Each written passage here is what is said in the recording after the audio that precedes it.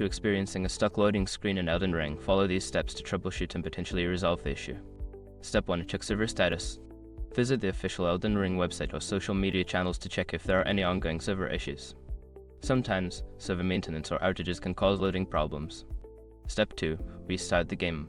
Close Elden Ring completely and restart it. This can help reset any temporary glitches that may be causing the loading screen to freeze. Step 3. Clear cache. If you're playing on a console, try clearing the cache.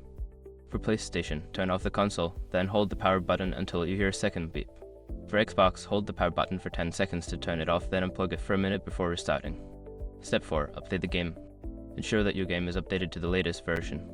Check for updates on your platform and install any available patches, as these often fix bugs and improve performance. Step 5. Reinstall the game. As a last resort, uninstall and then reinstall Elden Ring.